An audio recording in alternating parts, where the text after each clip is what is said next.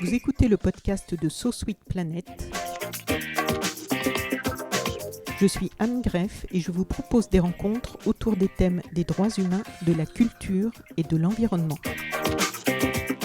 Nous sommes avec Yanis et Camille pour parler de l'UPA, les universitaires planteurs d'alternatives. Je vais vous laisser vous présenter. Alors moi je m'appelle Camille, je suis étudiante en licence de mathématiques ici. Donc ici c'est sur le campus de sciences de Sorbonne Université à Jussieu, à Paris dans le 5e arrondissement. Je fais partie de l'association LUPA ou LUPA, les universitaires planteurs d'alternatives, qui est une asso de protection de l'environnement et de transition écologique de Sorbonne Université. Cette année j'ai tenu le rôle j'étais une des 2 secrétaires de l'association, entre beaucoup d'autres projets dans lesquels je me suis aussi impliquée. Et moi c'est Yanis, j'étais étudiant ici en biologie et je fais du droit en parallèle aussi. Du coup je finis ma licence, là je fais un master de droit de l'environnement. Je suis cofondateur de l'association, du coup qui existe depuis 2016. Et voilà, je suis toujours membre de l'asso. Cette année j'aide particulièrement au plaidoyer et au départ j'étais dans le bureau de l'association. Mais bureau qui est, notre association fonctionne de façon de plus en plus horizontale, donc ça a moins de sens de parler de bureau aussi maintenant. Et alors, c'est né quand et comment l'UPA, les universitaires planteurs d'alternatives? Je le répète parce que ça me plaît beaucoup cet intitulé. C'est né comment? C'est né du coup quand moi j'étais en 2e année. Avec des amis, on discutait pas mal de tous les problèmes environnementaux, oui. Et puis on voulait faire quelque chose à notre échelle en fait. Mais c'est vraiment venu au départ juste d'une impulsion qui a été due au tri des déchets qui n'était pas fonctionnel à l'université. En fait, il venait tri des déchets. Ouais, il venait d'être mis en place le tri des déchets à papier-carton. En fait, sur le campus, il y avait une poubelle avec deux côtés. Un côté normal, un côté pour papier-carton. Et en fait, quand on faisait notre tri, tout tombait dans le même sac en dessous. Et donc c'était un peu... C'est la caricature du problème du tri des déchets. C'est ça. Oui. C'est que là, non seulement le tri était censé être en place, donc l'université jouissait de cette belle image, voilà. C'est du greenwashing. Et en même temps, on demandait aux gens de faire le tri qui n'était pas assuré derrière. Et du coup, sur le moment, ce que j'avais proposé, c'était une pétition pour demander à l'université de bien faire son tri. Voilà, on l'a laissé 2 jours, en fait, on l'a arrêté, il y avait eu 200 signatures, et on l'a arrêté pourquoi ? Parce qu'on a trouvé que c'était pas la meilleure chose à faire, en fait, enfin du moins en premier. Il fallait d'abord essayer de voir d'où venait le problème, essayer d'établir un dialogue avec l'administration, et du coup voilà, c'est ce qu'on a essayé de faire, puis en même temps on était juste des étudiants, quoi. On n'était pas regroupés sous une forme de groupe, voire d'association. Mais c'était complètement informel. Voilà, et donc... on s'était dit qu'on allait essayer de passer par soit les élus étudiants, soit par une autre association. Sauf que, en fait, on s'est rendu compte qu'il y avait plein de choses à faire sur une université pour la protection de l'environnement. Moi, j'avais participé à une formation dispensée par le réseau des étudiants français pour le développement durable, le REFED, qui met à disposition des étudiants un certain nombre d'outils pour leur expliquer comment rendre leur établissement éco-responsable. Ils avaient fait une formation et là, ça a participé à me rendre compte qu'il y avait plein de choses à faire sur l'université. Et donc l'idée est venue de carrément créer une association et de travailler sur tous les plans possibles sur l'université. Voilà. D'accord. Et vous, Camille ? Alors moi j'ai rejoint l'association depuis à peu près 1 an, enfin de manière très intense disons depuis 1 an, donc à peu près 2 ans après sa création. Avant ça je prenais les paniers bio, on fait une distribution de paniers bio toutes les semaines, donc je prenais juste les paniers bio. Et là depuis la rentrée je me suis vraiment très très impliquée dans l'association.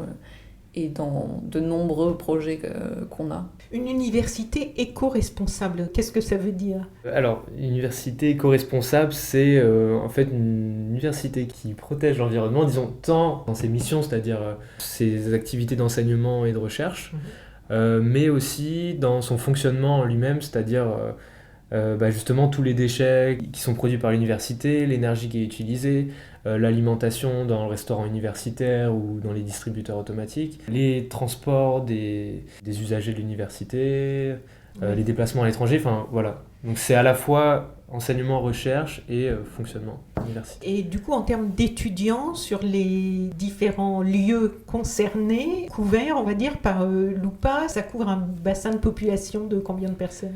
Alors sur la faculté des sciences où on se trouve, il y a au moins 30 000 étudiants. Sur l'ensemble... Ouais. C'est un peu moins. Avec médecine, pardon. Oui, avec médecine. Alors, en fait, médecine. il y a, là, sur le campus en lui-même, il y a à peu près 23 000 étudiants.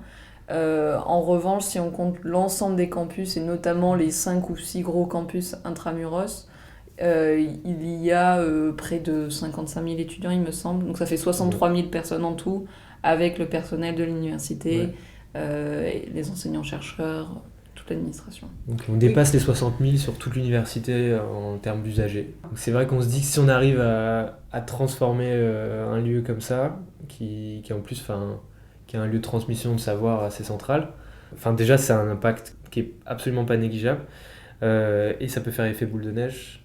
Voilà.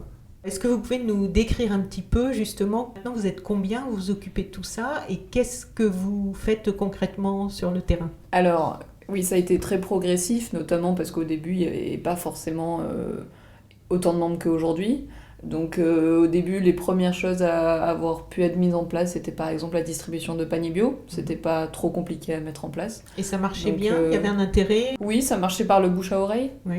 surtout. Et ça venait d'où ? Vous les remplissiez et comment ces paniers bio ? Alors, c'est un producteur qui est dans les Yvelines, qui en fait distribue déjà des paniers bio dans d'autres universités parisiennes. Donc en fait, on est un peu juste rentré dans le circuit. Et donc maintenant, il fait aussi une distribution, il nous livre aussi sur le campus. Et petit à petit, on s'est élargi, donc il y a des paniers de fruits et légumes, il y a aussi des œufs et quelques autres trucs des fois que lui il nous propose. Et maintenant, on a aussi un autre partenariat avec un boulanger qui fait du pain. Voilà, toutes les semaines. Ça, c'est pour les paniers bio. Et après, on a aussi assez rapidement fait de l'événementiel pour sensibiliser. Du coup, depuis l'année de la création de l'association, ça fait 3 ans, on organise un festival une fois par an. La 3e édition a eu lieu au mois dernier, au mois d'avril. C'était trop bien. C'était trop bien. J'ai vu passer les photos sur votre page Facebook. Ouais. Ouais, c'était Donc vraiment le une grande... festival, la musique, du cinéma, qu'est-ce qu'il y a dans ce festival ? L'idée c'est bien sûr de faire des conférences, des projections documentaires, des ateliers, mais de faire tout ça dans une ambiance festival. Donc là il y avait vraiment des concerts pendant 4 jours, sur une scène d'ailleurs, il y a tout un mobilier de festival qui était fait en palette par un collectif qui vient faire ça. Et qu'est-ce qu'il y avait d'autre ? On a fait aussi des disco soup. C'est un nom qu'on a repris. L'idée c'est juste de faire un repas à partir des invendus du marché qu'on va récupérer le matin dans le quartier, de se mettre tous à la planche autour. Voilà, on a fait ça. Ouais, voilà. Et puis sinon on a organisé, il y a eu un certain nombre de conférences aussi sur 4 jours, il y en a eu 4 ou 5, ouais. 5 même. Donc là avec des intervenants extérieurs. Ouais, des intervenants extérieurs ou de l'université. On a fait intervenir des personnes, des enseignants-chercheurs de l'université, du muséum d'histoire naturelle notamment, entre autres choses, et de diverses associations. Il y a aussi, peut-être qu'on a oublié de mentionner, on a aussi fait cette année un village des associations. Il y a plein d'associations qui sont venues présenter ce qu'elles faisaient, à leur échelle, comment est-ce qu'elles s'engageaient pour la protection de l'environnement. Donc voilà, on a accueilli des associations très très diverses, allant de Zero Waste France à Greenpeace, ou d'autres associations, comme par exemple, je pense là tout de suite à Lundi Carotte, qui est une association qui fait une newsletter sur la consommation durable. Enfin, voilà. Il y avait la fresque du climat, ouais. C'est un atelier de sensibilisation aux causes et conséquences des dérèglements climatiques, et aussi un atelier de réparation vélo, puis aussi une exposition. Donc pour le festival, il y a aussi une autre association qui s'appelle Facteur Commun, qui est une association à Nanterre et qui nous a permis d'avoir une exposition d'art. C'était très chouette et ça a vraiment permis d'enrichir le festival et c'était quelque chose qui a été dans la durée, quoi, en fait, parce que sur vraiment toute la période du festival, il y a eu cette exposition-là qui était là. Et donc voilà. Liée à la thématique ? Ah oui, bien sûr, enfin liée à l'environnement toujours. Oui. Oui, c'est une association, je ne vais pas préciser, mais c'est une association engagée pour l'écologie de D'accord, Nanterre. donc les photos sur votre page Facebook, des grands panneaux dans les couloirs de l'université, exactement. avec des messages, et ouais, c'est ça. C'était lié à ça. C'était ça, exactement. D'accord. Il y avait différents trucs et c'était très chouette. Voilà, et en fait, juste pour finir, c'est une exposition qui a été exposée à Nanterre, faite par cette association, et qu'on a déplacée en fait ensuite ici, sur le campus de Jussieu. Ça circule. Voilà. Et puis après, bon, on fait du coup des conférences, des projections documentaires plus ponctuelles en fait. C'est-à-dire on fait un festival toute l'année, et puis après on en fait un bien concentré à un moment. Donc il y a des projections débats en fait, Ouais. toute l'année. Comment ça répond? Il y a du public mobilisé? Je pense que ce qui est compliqué, c'est le fait qu'on soit dans une université dans laquelle il n'y a pas forcément autant de... C'est pas vraiment un lieu de vie, souvent, l'université pour beaucoup des étudiants. Enfin, c'est un peu un lieu où on vient, on va en cours, puis on repart. Et du coup, effectivement, c'est pas toujours facile de trouver des personnes, enfin, de mobiliser les gens, en fait, et d'intéresser les gens. Parce qu'il n'y a pas vraiment cette ambiance-là qu'on peut retrouver, par exemple, dans certaines écoles dans le supérieur. Après, oui, typiquement, le festival, enfin, ce que permet le festival, c'est-à-dire qu'on est dans le campus, on prend de la place, on fait du bruit, et pendant un moment, et donc là, évidemment, il y a des gens qui passent, qui s'arrêtent, qui nous rencontrent, qui découvrent l'association. Vous vous mettez en travers de leur passage, en Oui, fait. c'est un peu ça, oui. C'est comme ça que ça marche. Alors que si on fait un petit événement dans un amphi, tout ça, c'est un peu plus difficile. J'ai vu qu'il y avait des ateliers aussi. En quoi ça consiste, ces ateliers? Déjà, on fait des ateliers de do it yourself pour apprendre à fabriquer des choses de façon écologique avec des matériaux écologiques. Par exemple, faire tout simplement de la lessive ou planter semer des graines de quelque chose pour les ramener chez soi. Il y a aussi des ateliers plus théoriques aussi sur l'écoféminisme, c'est-à-dire Oui, je peux en parler. Ouais. Du coup, cette année, on a organisé, notamment dans le cadre du festival, un atelier règles et environnement sur les menstruations féminines. Et donc, l'idée, c'était de présenter un peu les problématiques qu'il y a, que ce soit pour l'environnement ou même pour le corps des personnes qui ont leurs règles. De présenter les problématiques avec tout ce qui est le jetable et voir s'il y a des alternatives et en discuter. Et l'idée, c'est de créer un espace de discussion autour de ça. Voilà, et donc ça, on l'a organisé. Alors là, cette année, on l'a fait nous-mêmes. On l'a aussi organisé par le passé avec l'association féministe de la fac aussi. Donc ça permet d'avoir un peu deux perspectives qui finalement se rejoignent. Donc le festival, les discos soupes, des ateliers, les loupes apéro. Ouais, ça c'est des assemblées générales de l'association. On se retrouve pour faire le point sur les différents pôles. Enfin, en fait, on a des pôles d'activité et c'est le moment où chacun peut faire un compte rendu de l'activité du pôle, on en discute et on essaie de prendre le maximum de décisions pendant ces moments-là. Après, on fonctionne aussi beaucoup, on prend beaucoup de décisions en ligne et sur des réseaux sociaux qui nous permettent d'avancer plus vite. Et ça, c'est vrai que ça aide pas mal. Puis on a aussi cette année démarré un week-end d'intégration. Et on voulait faire quelque chose d'un peu alternatif par rapport au bureau des étudiants, disons classique. Et donc là, ça avait été fait cette année. Enfin, pour la première fois, on l'a fait cette année avec l'association féministe La BAF. Et on est parti pendant 2 jours en Normandie. Et voilà, il y avait sur place des moments de discussion, des ateliers, des repas collectifs. Tout, voilà, c'était... Et l'idée, c'était vraiment de faire un week-end un peu alternatif qui soit plus inclusif que les week-ends d'intégration classiques, qui soit inclusif notamment pour tout ce qui est de la question de typiquement des régimes alimentaires. Donc le week-end était quasiment intégralement végétalien, donc vegan. Et c'était aussi inclusif parce qu'il y a souvent, malheureusement, dans les week-ends d'intégration, il y a des problèmes d'agression sexuelle. Donc là, on a vraiment mis en place, notamment grâce à l'association féministe, on a essayé de créer un environnement vraiment sécurisant. Enfin voilà. Et donc l'idée, c'était vraiment de permettre à chacun et chacune qui ne se reconnaît pas forcément dans les week-ends d'intégration classiques, de voir qu'il y avait une alternative. Et c'était aussi un week-end qui se voulait assez solidaire, puisque le transport, le logement, la nourriture, tout compris, c'était 25 € par personne. Ce qui n'est pas du tout les prix classiques d'un week-end d'intégration normal, on va dire. Puis ça a permis de... c'était au début de l'année, ça a permis à un groupe de bénévoles de se former aussi et de se souder dès le départ. Et c'est important. C'est-à-dire qu'en fait, on a notre activité de sensibilisation, l'activité de plaidoyer auprès de l'administration, des élus, mais en même temps...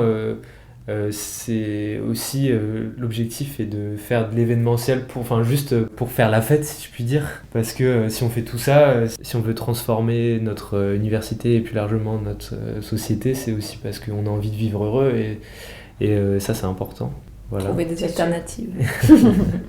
Alors concrètement, qu'est-ce qui a été mis en place depuis que vous avez commencé ?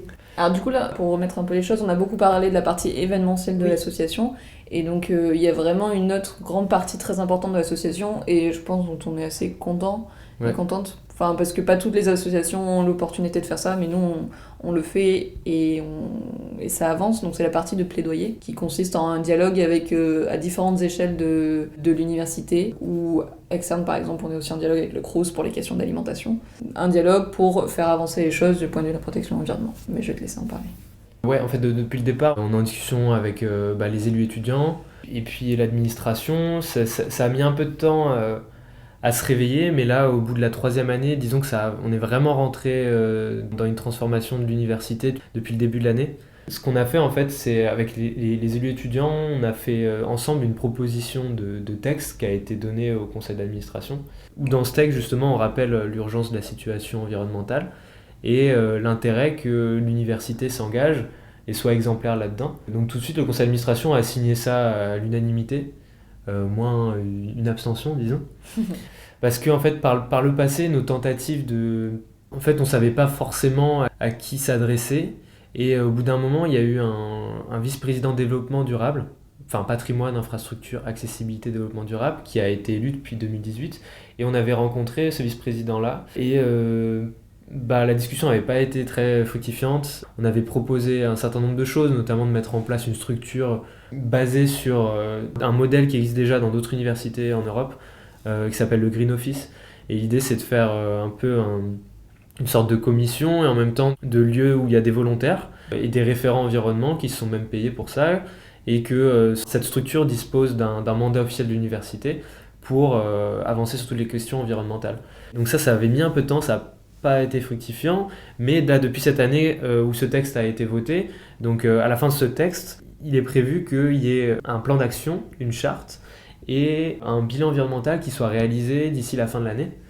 Donc on y arrive en ce moment.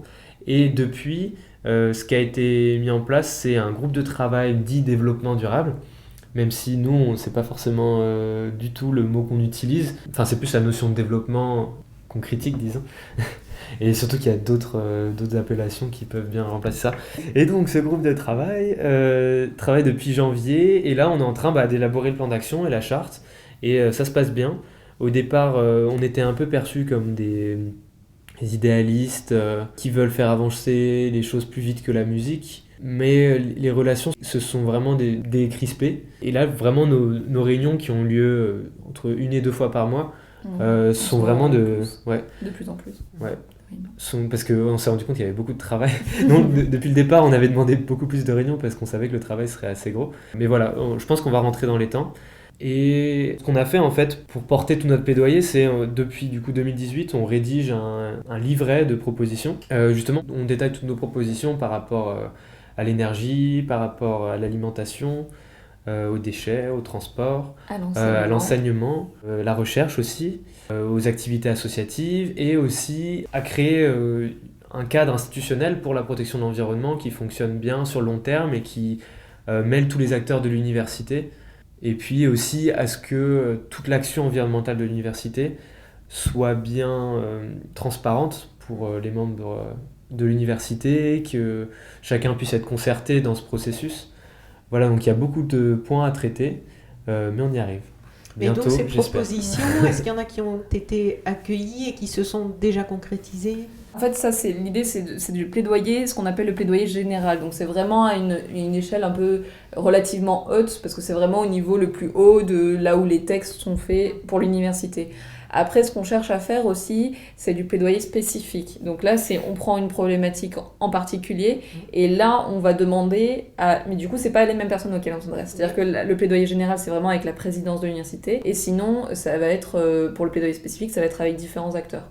Par exemple, on peut parler du plaidoyer alimentation, où là, du coup, on mène un dialogue. Pour le coup, c'est pas vraiment avec l'université, c'est surtout avec le Crous. Et on demande des alternatives végétaliennes, on demande plus de nourriture locale et de saison, on demande, si possible, du bio ou du certifié commerce équitable, ce genre de choses. C'est un point de vue plus concret. Et donc où ça on c'est a fait plus d'avancées. pour Et donc voilà, l'alimentation. pour l'alimentation par exemple, là le Crous a mis en place dans le cadre d'une semaine étudiante organisée par le REFED, dont parlait Yanis tout à l'heure. Donc le REFED, c'est le regroupement des associations écolo, on pourrait dire, étudiantes de France. Et donc toutes les semaines, il y a une semaine spéciale. Et là, pendant cette semaine-là, le Crous a fait, sur le campus de Jussieu, il y a eu un repas entièrement végétalien. Donc on peut déjà saluer cette avancée-là. En plus de ça, il y a un tri des déchets alimentaires et non alimentaires qui est réalisé sur le Crous, qui permet de revaloriser les déchets alimentaires. Donc nous on a aidé à la sensibilisation des gens qui mangent au Crous pour les inviter à faire le tri et à leur expliquer à quoi ça servait. Et donc en l'occurrence c'était de faire du compost ou de faire du gaz avec. Et là il y a aussi eu une action de sensibilisation par rapport au gaspillage alimentaire, ce genre de choses. En fait on a réalisé une pesée des restes en fait, pour que les étudiants aussi se rendent compte de ce qui restait dans leur assiette. Donc ça c'est aussi quelque chose qu'on mène ça c'est un combat qu'on mène notamment avec la mairie de Paris, qui s'engage aussi beaucoup en faveur, qui a aussi un rôle de plaidoyer vers le Crous et qui leur demande un peu les mêmes choses qu'on demande. Puis par rapport au tri des déchets, du coup, ça c'est avec la direction de la logistique, qui est aussi présente dans le groupe de travail qui prépare le plan d'action, la charte et tout, mais en parallèle, donc, le tri des déchets là, c'est prévu que ce soit totalement en place d'ici la fin du mois, pour les espaces intérieurs. Donc du mois de mai. Ouais, 2019. voilà, mai-juin disons. Donc ça c'est... Enfin en ce moment il y a des mots qui sont en train de passer dans les labos ou dans les bureaux pour bien expliquer que ça va être mis en place, comment il faut faire, etc. Donc ça c'est par rapport à votre première réaction en fait. Ouais, voilà. Donc enfin ça marche. Et donc dans les poubelles, est-ce que vous avez enfin 2 sacs différents ou il n'y a toujours qu'un seul sac en dessous les deux? Bah en fait ça dépend parce que sur l'extérieur ça va peut-être tarder un peu encore. Donc on essaye de pousser en disant pourquoi on le ferait pas à l'extérieur, pourquoi ça marcherait pas. Parce que on va nous dire que ça marche pas à l'extérieur parce qu'il y a beaucoup d'usagers qui viennent et qui sont pas à l'université, qui sont pas sensibilisés forcément, mais en même temps on répond à ces arguments-là que la signalétique elle était pas du tout elle est pas du tout suffisante et elle explique pas bien, elle est pas bien visible, tout ça. Donc il y a plein d'efforts à faire là-dessus. Voilà, qu'est-ce qui a avancé d'autre pour le moment ? Il y a le bilan environnemental de l'université qui est en train d'être fait en ce moment. Donc ça c'est fait par qui ? Comment ? Alors, donc il y a le bilan environnemental, ça c'est vraiment essayer de faire un bilan de tout ce qui existe, tout ce qui reste encore à faire. C'est-à-dire un bilan de la consommation et production d'énergie, d'eau, de déchets. Donc là on devrait avoir toutes les données pareil en juin. Et à côté, il y a un autre bilan qui est en train d'être réalisé par une entreprise prestataire. Suite à notre proposition, en fait, on est allé voir des entreprises, on a présenté les 3 devis à l'université, et donc ils ont choisi un des 3 devis pour faire un bilan des émissions de gaz à effet de serre, qui en fait est carrément une obligation légale depuis 2009 ou 2010 pour tous les établissements publics de plus de 250. Ça a varié quelque chose comme ça. Bref, l'université rentre dans les conditions et c'est une obligation qu'elle a depuis une dizaine d'années. Donc voilà, ils ont accepté de le faire et ça, on devrait avoir les résultats aussi bientôt. Certainement que les émissions de gaz à effet de serre devraient être élevées du fait des transports en avion. Les déplacements des chercheurs, ouais. C'est une grande problématique. Après, apparemment, il y a une partie... on commence à avoir quelques informations qui tombent. Apparemment, il y a une bonne partie de l'énergie utilisée par la majorité de l'université qui serait issue de sources renouvelables. À vérifier. Vous sensibilisez aussi, ou en tout cas vous tentez de le faire par rapport au mouvement de la jeunesse pour l'environnement ou pour le climat ? Ouais, les deux. Alors, donc on s'est mobilisé durant d'abord les marches pour le climat, où on a proposé juste des ateliers, et puis après un départ commun pour aller aux marches. Donc ça, c'était, disons, au premier semestre de l'année. Et là, depuis le second semestre, effectivement, il y a une mobilisation plus importante de la jeunesse, en particulier, je veux dire. Tu veux en parler un peu ? Ouais, c'est ce que tu as dit. Voilà, l'idée était de faire un atelier pancarte le matin sur l'université, le faire en extérieur aux yeux de tout le monde, et ensuite de faire un départ commun. Après, il y a beaucoup de gens de l'association qui sont investis à titre personnel dans le mouvement, dans toutes les assemblées générales qui se passent depuis fin janvier. Donc là, c'est en conjointement avec les autres associations ? Oui, c'est ça. En général, on participe à titre personnel à des marches ou à des actions. Et on essaie de mobiliser les étudiants aussi évidemment autour de ces questions-là. Et donc par exemple, il y a eu la grève mondiale le 15 mars, c'était grève mondiale de la jeunesse pour le climat, l'environnement, etc. Et donc là, ce matin-là, on a organisé un atelier, notamment grâce à l'association La Fresque du Climat. Donc c'est un atelier de sensibilisation pour essayer de comprendre vraiment un peu plus précisément les mécanismes du dérèglement climatique. Voilà, on a fait Après, on a essayé de faire passer le message un peu partout, on a fait un appel à mobilisation. On l'a fait, par exemple, à la Sorbonne, on allait dans les amphis tôt le matin pour écrire rendez-vous demain à telle heure pour rejoindre le cortège. Voilà. Et comment vous êtes reçus, comment vous êtes perçus par tous les étudiants là, qui sont ici? C'est toujours très difficile d'être visible dans l'université, mais j'ai l'impression que... Enfin, je sais pas si c'est moi, parce que je rencontre de plus en plus de gens qui sont sensibilisés, mais j'ai l'impression... En tout cas, typiquement, l'association, elle grandit de jour en jour, enfin d'année en année, mais aussi de jour en jour. Et il y a combien de membres fixes, vraiment? Depuis le départ, disons, ça tourne autour de 50 membres. Et par contre, ce qui évolue, c'est les membres actifs. C'est-à-dire que là, on doit vraiment être au moins une vingtaine de membres vraiment actifs. C'est-à-dire très engagé. Ouais, qui est très engagé, qui connaît tous les projets, qui peut avancer, je ouais. Ça, c'est chouette. Ouais. Ça nous permet d'avoir de l'ambition aussi. Enfin, voilà, ça nous permet d'avoir à la fois de l'événementiel, avec des gros projets comme le Week-end d'intégration ou le festival, et aussi d'avoir un gros travail de plaidoyer avec des plaidoyers aussi plus spécifiques. Ce sur quoi on n'a peut-être pas trop insisté, c'est que alors, tous les deux on est étudiants et étudiantes, mais c'est une association qui est universitaire, et donc il y a dans l'association des chercheurs, il peut y avoir dans l'association des membres du personnel, enfin tout le monde est bienvenu. Et là où au dernier Loupa Apéro, il y avait à la fois des chercheurs, des doctorants, des membres du personnel, donc c'est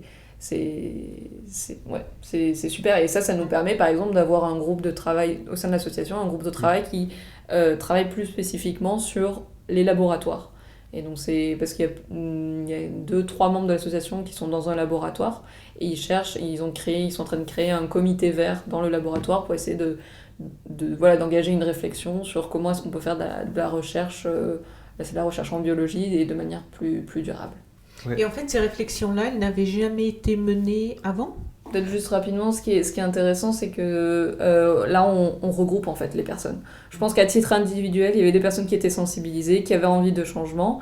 Et là, maintenant, ce qui est génial, c'est qu'on a une structure qui est là pour porter ces demandes-là. Et les personnes, en agissant ensemble, on est beaucoup plus forts, quoi. Ouais, mais ce qu'on dit aux gens aussi, c'est que on fait toute la liste des projets qu'on a en cours, comme on vient de faire, et ils sont tous les bienvenus pour rejoindre les projets. Mais notre association, l'objectif, c'est qu'elle soit aussi un lieu où, si quelqu'un a une initiative à porter, qu'il puisse venir le faire dans l'association et trouver d'autres gens pour le faire avec lui. Puis quand on parlait du fait qu'on a de plus en plus de membres actifs, c'est là vraiment depuis 1 an et demi, on essaie de vraiment mettre l'accent sur la concertation entre les membres de l'association. Et donc on a notre bureau maintenant, c'est-à-dire président, secrétaire, trésorier. Eux, ils sont vraiment en charge du côté administratif de l'association, et toutes les décisions qui sont décisions de l'activité de l'association en elle-même ou de politique de l'association, disons, ça c'est vraiment pris avec tout le monde, et on a vraiment développé quelque chose une habitude de dialogue entre tout le monde. Et vu que cette année on a été confronté à pas mal de situations urgentes, plus ou moins aussi politiques, avec les mouvements de la jeunesse, etc. Vu que là, on se connaît tous bien et qu'on a l'habitude du dialogue, et tout ça c'est passé vraiment, je dirais presque à merveille, quoi, les discussions. Pour moi, c'est vraiment c'est peut-être même la plus belle réussite de l'association, c'est d'arriver à créer un lieu vraiment où les choses sont faites de manière démocratique, de manière transparente et ouverte, en fait. Et effectivement, il y a des Loupa Apéro que je trouve superbes, juste parce que on arrive et puis on débat de manière constructive, respectueuse, et ça dure 1 heure ou 1 heure et demie, quoi. Et c'est très beau à voir. Vous êtes combien sur les Loupa Apéro ? On est entre une vingtaine, une trentaine à peu près. Oui, donc il faut déjà réussir à ce que tout ça fonctionne. Voilà, effectivement, donc on met en place, c'est ça, on apprend aussi à gérer, surtout pour des sujets qui sont très polémiques, on apprend à gérer, faire des tours de parole, on réutilise des symboles très classiques, des signes qu'on peut faire en assemblée générale pour exprimer son approbation, son désapprobation. enfin tout ça, et ça marche bien. Il y a quelqu'un qui est chargé de distribuer la parole, puis voilà, on a des signes pour répondre à la question, pour répondre directement. Et donc vous êtes en lien avec d'autres assos sur Paris, avec la base, avec tout ça ou... On est beaucoup en lien, du coup, je pense, via le REFET. On est pas mal en lien avec les associations plus spécifiquement étudiantes, ou des différentes écoles ou universités. Après, on a aussi un peu des contacts un peu partout, mais parce qu'à titre personnel, on est mobilisé à différentes échelles, quoi. Et vous, donc, je peux vous demander votre âge ? Moi, c'est 22 ans. Et moi j'ai 20 ans, presque 21. Voilà, et donc vous étiez dans des familles déjà sensibilisées, mobilisées, ou est-ce qu'il y a eu des éléments déclenchants, je dirais, qui ont fait que vous avez eu envie de vous engager sur ce sujet ? Moi je pense que je sensibilise mes parents à ces questions-là. D'accord. Voilà. Oui, assez clairement, je pense que aujourd'hui, en étant... Enfin, je sais pas ce qu'il fait, mais j'ai l'impression que c'est vraiment... Il y a quelque chose qui vient de la jeunesse. Et... C'est pas une impression. Hein, oui, effectivement. Je le confirme. Et donc voilà, à titre personnel, j'ai l'impression de plus sensibiliser mes parents, mais en même temps, mes parents, je pense qu'ils m'ont aussi appris à aimer la nature, par exemple. Et donc c'est un peu un truc que finalement je leur dois aussi, quoi, parce que moi j'ai grandi quand même principalement à la campagne. Enfin oui, du coup, si je veux parler de mon engagement, je pense que le fait d'arriver en ville, ça a été aussi un vecteur, ça a été quelque chose qui m'a poussée à m'engager, parce que je me suis rendu compte à quel point j'avais besoin de la nature, moi, à titre individuel, et j'ai pris conscience aussi qu'elle était en danger en ce moment, et donc j'ai voulu m'engager, et je suis un peu tombée sur Loupa, et comme c'est la meilleure association qui existe, il n'y a pas eu la question. Moi, je dirais plutôt aussi que je sensibilise mes parents. Même si, en fait, ils sont sensibilisés, mais c'est plus, je les sensibilise à se mobiliser. Oui, voilà, parce que là, il faut, vu l'urgence maintenant de la situation, le fait d'être conscient des problèmes ou de signer des pétitions ne suffit plus. Ouais. Après, oui, c'est ça, il y a différentes étapes de sensibilisation, quoi. Je pense que déjà, il faut commencer par avoir conscience des problématiques, et ça se fait petit à petit. Et puis aussi, voilà, typiquement, moi, mes parents, ils ont toujours trié leurs déchets, ce genre de choses. Mais petit à petit, j'essaie d'avoir un autre discours. Donc là, on est en ce moment sur le arrêter de prendre l'avion. Petit à petit, ça commence à passer, ce genre de choses qui donnent de l'espoir. C'est comme cet été, mes parents, on allait souvent en Grèce, c'était un peu le repère familial. Et là, cette année, je suis pas allé en avion avec eux. Eux, ils ont pris 3 heures en avion, moi j'ai pris 3 jours, ils comprenaient pas trop pourquoi. Mais...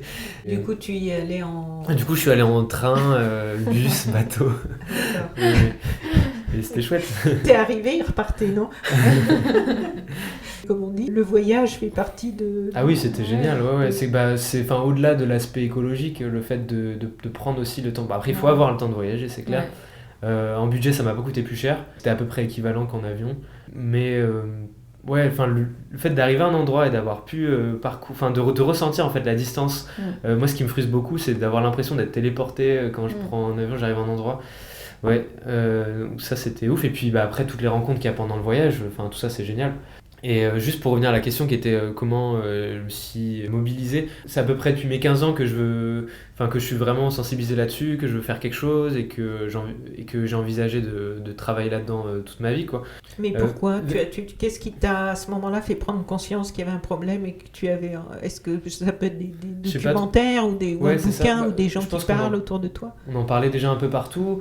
Puis les choses qui m'ont pas mal marqué, c'était les documentaires de Yann Arthus Bertrand, par exemple, où pendant 1 heure, tu vois tous les problèmes vus du ciel concentrés comme ça. Ça parle carrément, quoi. Après, c'est aussi le fait d'avoir eu la chance de voyager aussi dans d'autres endroits, vu que j'ai la moitié de ma famille qui est au Maroc, j'ai eu l'occasion d'y aller régulièrement depuis que je suis petit, et de voir que dans d'autres pays, les cultures sont pas du tout les mêmes et qu'ils n'en sont pas forcément au même niveau environnemental. Là-bas, j'ai pu me rendre compte à la fois que les déchets n'étaient pas du tout gérés comme on le fait en France, mais ça se trouve, en fait, la France pollue beaucoup plus que le Maroc. Mais le fait de surtout prendre conscience que le monde est grand et qu'on est beaucoup et que L'impact est réel. Mais sinon, ce qui m'a poussé à mobiliser dans cette association Loupa, c'était qu'à la base, j'avais l'impression que les associations, c'était surtout quelque chose de national ou des grosses institutions quand même. Et en fait, ce qui m'a beaucoup motivé, c'est de faire quelque chose vraiment à mon échelle locale et d'essayer de le faire bien. Et après, on verra si on peut faire plus. Ouais. Du coup, l'association s'appelle Loupa parce qu'en espagnol, ça veut dire loupe. Et vu que tu me demandais si on dit Lupa ou Loupa, Oui, voilà, oui, c'est ça. oui. L'idée de la loupe, c'est d'agir voilà. localement, quoi, Mm. à notre échelle. Donc vous, là, tous les deux, qui êtes bien engagés dans Loupa, comment vous le vivez? Qu'est-ce que ça vous apporte humainement, comme expérience de la vie, comme expérience pour la suite? Alors moi, je pense que... je ne me vois pas, en tout cas à l'heure actuelle, ne pas agir alors que j'ai conscience de l'urgence environnementale, enfin des urgences environnementales. Donc déjà, c'est ça, juste pour moi, c'est une réaction nécessaire, quoi. Et après, à titre personnel, moi j'apprends tellement dans l'association, humainement, c'est incroyable, quoi. Je sais que j'ai toujours eu un peu du mal avec... dans les relations humaines, c'est pas toujours facile pour moi de laisser une place aux autres, de dialoguer, etc.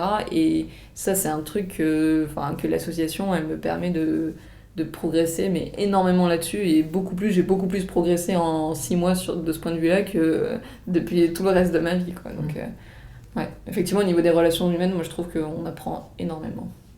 Ouais, humainement, c'est génial, c'est vraiment une bande d'amis. Aussi, après, voilà, on développe plein de capacités dans la gestion de projet.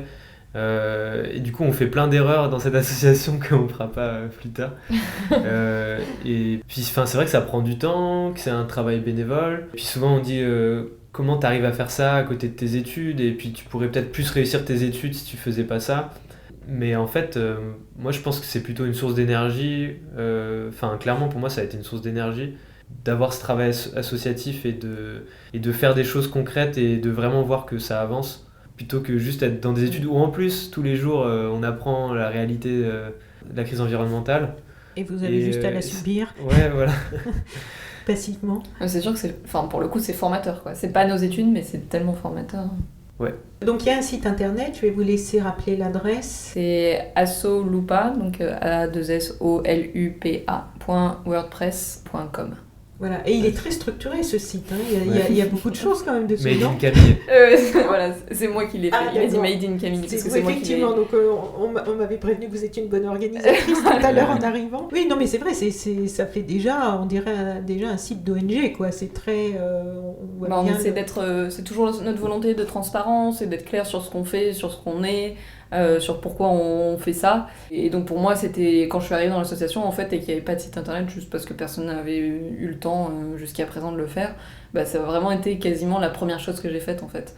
J'ai pas fait grand chose parce que j'ai pas codé moi-même le site internet, mais juste de le créer, de l'organiser, et ça permet de réfléchir. C'est aussi super important parce que de l'alimenter, effectivement. Oui. C'est très important pour savoir l'image qu'on veut donner de l'association. Et voilà, et typiquement, il y a des fois où il faut qu'on transmette des messages qui sont clairs, notamment par rapport aux mobilisations, où là, l'université nous demande quelle est notre position aussi sur la question, et donc ça nous permet d'être clair, d'annoncer clairement les choses. On publie des articles où on dit ce qu'on en pense, on dit ce qui va pas, et on met les comptes rendus de nos réunions avec l'administration. Aussi, c'est là-dessus qu'on publie notre livret de propositions, qui est aussi un manifeste. Et donc là, par exemple, toujours dans l'idée de donner une dynamique, notre livret ou nos propositions par rapport au Crous, tout ça, c'est publié, comme le disait Yanis, et on invite même tout le monde à s'en inspirer, quoi, parce qu'on a fait un gros travail, comme on est une association assez conséquente, où il y a une dizaine de personnes qui ont vraiment bossé sur ces propositions-là, on a eu ce travail de réflexion qu'on mène toujours d'ailleurs en continu, et donc on invite tout le monde à se saisir de ce travail-là et à s'en inspirer pour faire la même chose un peu partout. Donc là, on va arriver en fin d'année universitaire. Cursus universitaire. L'année prochaine, est-ce que vous serez tous les deux toujours présents dans l'association, et comment vous envisagez l'avenir en fait? Alors moi, à titre individuel, oui, parce que je serai toujours dans l'université et donc dans l'association. J'ai vraiment envie de toujours vachement insister sur l'organisation de l'association, sa structuration, essayer de la rendre le plus pérenne possible. Voilà, j'ai pas mal fait d'événementiels cette année, je pense que je ferai Pas mal de plaidoyer l'an prochain. Je vais voir suivant comment les choses évoluent, où est-ce qu'il y a besoin de monde aussi. Mais donc voilà, donc, toujours essayer de structurer l'association, de mettre à disposition en fait les outils qui nous permettent d'avancer collectivement. Voilà. Moi je pense que je vais continuer à aider un peu au plaidoyer et puis peut-être... en fait, l'année dernière j'avais dit que j'arrêterais d'être dans l'association pour laisser un peu les choses prendre et tout. Mais c'est finalement, bien je suis resté cette année. Et... C'est chouette parce que... oui, vas-y.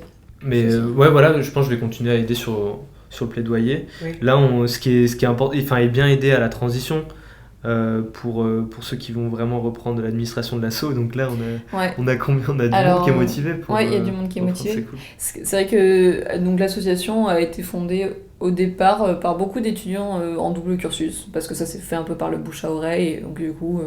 Voilà, et donc en fait ce qui se passe en double cursus, c'est que les 2 premières années sont en France et la 3e année souvent à l'étranger. Et donc il y a un renouvellement assez important de l'association, où il y a beaucoup de membres de l'association qui en fait après partent après un an d'engagement. Et donc voilà, essayer d'assurer cette transition à chaque fois, tous les ans, c'est très important pour essayer de... Enfin l'avantage de ça, du fait qu'il y ait des membres qui partent aussi tout le temps, c'est qu'ils reviennent après.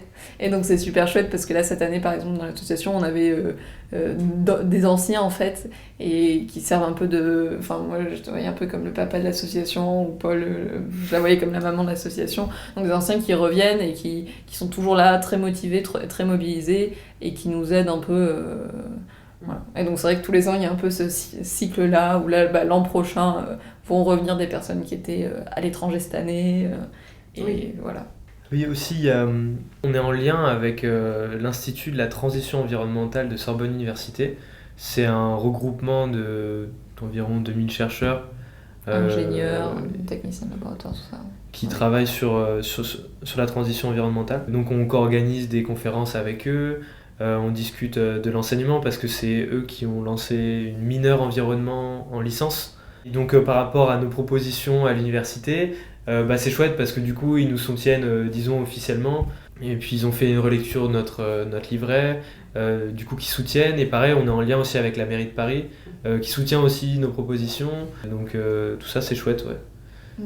Très bien, merci beaucoup Yanis, Camille et puis surtout très bonne continuation. Bravo pour tout ce que vous faites et je vous souhaite vraiment de réussir et puis de pouvoir mener à bien des choses très concrètes suite à l'évolution des propositions que vous avez faites. Et j'invite aussi tous nos internautes à aller sur votre site. Je remettrai l'adresse sur la page de SoSweet Planet et aussi vous avez une page Facebook. Oui. Qui n'est pas un groupe fermé, qui est une page, donc tout le monde peut suivre vos activités, s'y abonner et éventuellement vous rejoindre. Tout à fait. Voilà, merci beaucoup. Merci à toi. Au revoir. Chers auditeurs, si vous avez apprécié cet entretien, merci de mettre 5 étoiles au podcast de SoSweet Planet sur iTunes. C'est très important pour qu'il ait plus de visibilité. N'oubliez pas de vous abonner, soit à la newsletter sur sosweetplanet.com ou sur iTunes au podcast, ou les deux, pour être informé des prochains podcasts mis en ligne. À bientôt.